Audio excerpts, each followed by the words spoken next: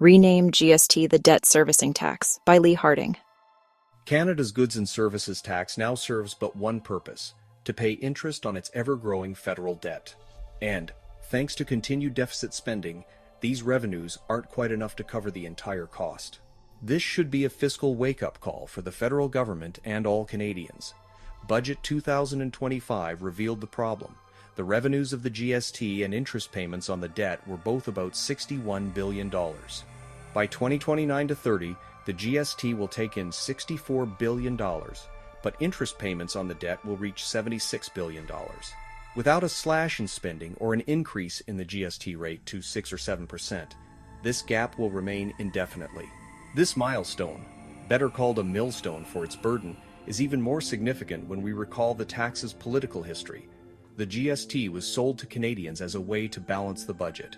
The Pierre Trudeau Liberals ran many deficit budgets, causing a snowball of increasing interest payments also. By the time the Brian Mulroney Progressive Conservatives came along in 1984, a return to balance was a favorite political topic.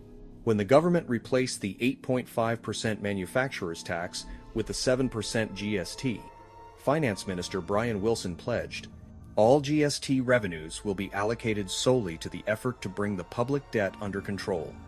The statement implied the GST would not just eliminate annual deficits, meaning an annual balanced federal budget, but also run surpluses to reduce the accumulated debt. Given enough years, the debt would shrink until it was under control. Admittedly, this was political spin. All federal taxes go into one big pool of money.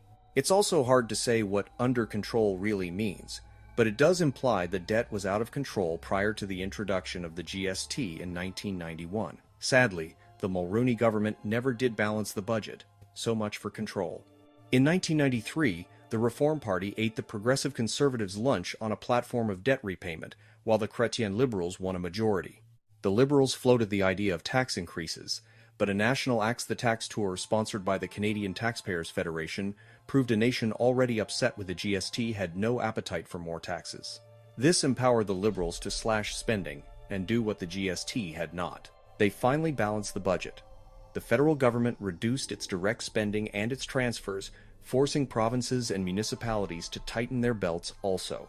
The austerity was necessary and helpful. After sliding for a quarter century, debt was partially repaid for 11 years.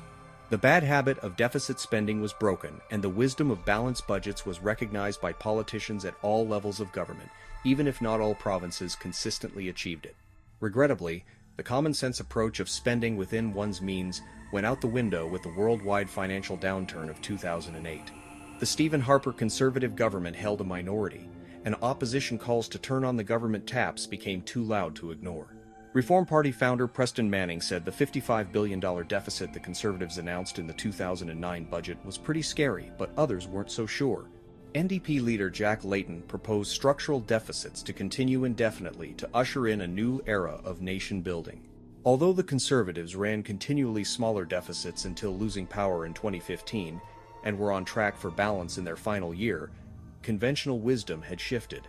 On the 27th of August 2015, Liberal leader Justin Trudeau proposed 3 years of modest short-term deficits with a return to balanced budgets in the fourth year. He said with interest rates being so historically low, there was no better time to borrow. He gained power, then fiscal discipline unraveled. The initial target was restricting deficits to $10 billion, but the Liberals missed it. Nor was the budget balanced in the fourth year. Later, the federal government opened floodgates of money during the pandemic.